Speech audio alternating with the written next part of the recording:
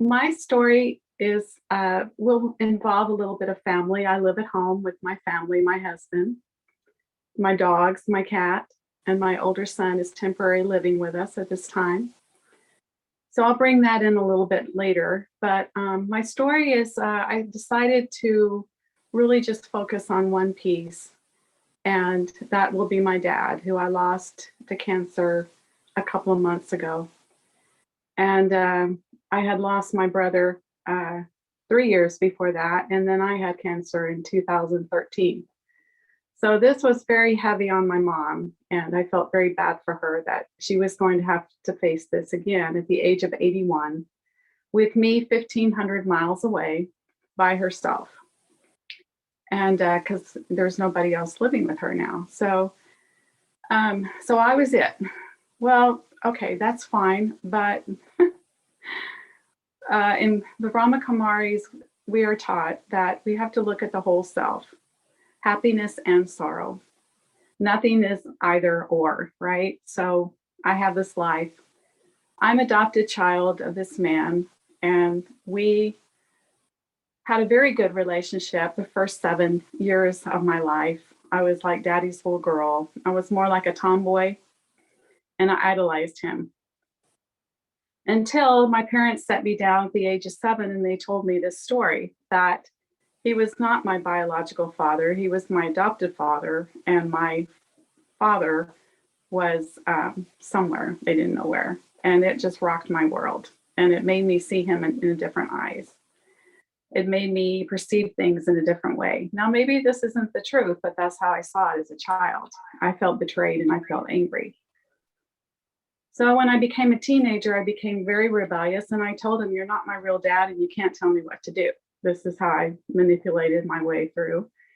And he was pretty cool, but then it became more and more where became more self-sufficient, more independent, and more asserting my what I felt. And then he became pretty strong himself, and he got angry.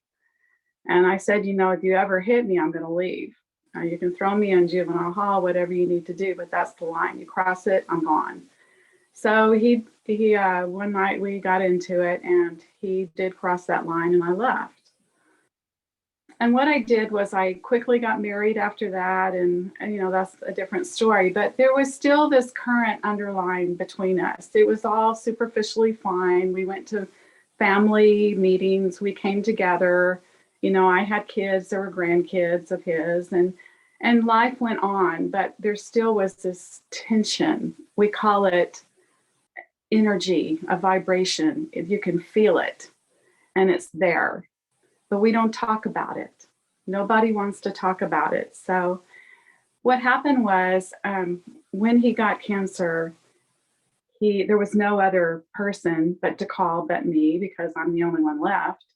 So what happened was, with Brahma Kumaris, the knowledge that we're learning, how to be tolerant and how to let go and how to withdraw, be the detached observer, be patient, be loving. Every soul deserves love, and everybody's got their hurts and hang-ups. I began to see my dad in a different eye. And when he took the chemo, he became a very frail old man. My dad had a black belt, and he was a pretty tough guy. And he was an executive of a oil in Exxon Tenneco in Houston. And he was pretty successful, but now he's like not looking too good physically. And it shocked me. I became shocked, and I became like the mother to him. And he would call me for advice, and I would listen, and I would start to feel compassion. And being a cancer patient myself, I would be able to not get enmeshed with him, but I knew what chemo was. I knew what it did to your body, and I knew how frail and weak you would get. So I was able to just listen and say, "Dad, I'm so sorry that you're having to go through this. I just really feel for you, and I know it's really hard." And then my mom and him would get into it because they had a history of fighting. And he would call me and he would say, "Can you just talk to your mom? Just don't tell her I called." And so I would try to figure out a way that I could not get enmeshed, but I could stay detached. And where can I help? How can I come up with a solution where I'm not fixing it, but I'm just being that person, that soul that comes in and just says it's okay, because they're under tremendous stress. And so I played that part. And that part drew us closer and closer. And 2 years later, he was laughing and calling me and texting me. And my mom was like, "Are you still on the phone with Kim?" And he's like, "Yeah, we're having this great talk." And I was like, wow, this is really due to God. This is due to meditation. This is due to the Brahma Kumari knowledge.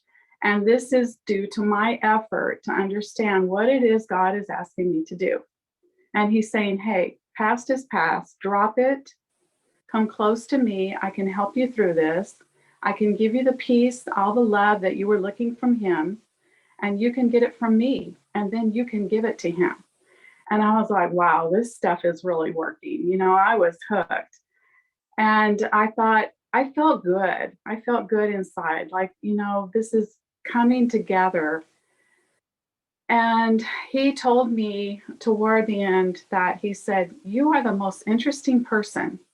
Because really, he had never gotten to know me. He knew my achievements. He was proud of that and all that. But he had never really gotten to know me as a person. And he said, "You're a really interesting person. I wish I had spent more time with you growing up. And I could have done better as a teenager. And I'm so sorry for that." And I said, "You know, I could have been better as a teenager too. So, you know, it's okay between us." So the last week of his death, he was unconscious. He maybe weighed 75 pounds. He had open sores on his legs. He smelled really bad. He was eaten up with cancer. And I didn't even recognize him when I walked in the room. And he looked like a little baby that was going home. And I would have to give him morphine every 2 hours and stay up. My mother was exhausted and she would just sleep. And she would talk to him about, "You're going to go to heaven. You're going to go home and meet, you know, your son." And I would just rub his head and I would say, "Dad, everything's okay," because he would not let go. And he stayed for like a week, and I would continue to just rub his head and give him morphine to make sure he was comfortable. That's what they told me to do. And then I felt so good about the talks that we had had. I felt so good about where I was on my journey, and that I had let go of all that anger and all that blame, and I was ready to let him go. And I felt ready to go. But I felt like he was holding on for my mom because he was always worried about her. And my younger son walked in on the 5th day, and my younger son said to my mother, "I love you, and are you okay?" And my dad took his last breath and he was gone. And so that's my story. And I think it's well worth sharing for anyone who's gone through any kind of disappointment with a parent or sibling or spouse or anyone close to you, a child, that it is possible to let go of those wounds. And I've done it. I never thought I could do it, but I have, and it's finished now.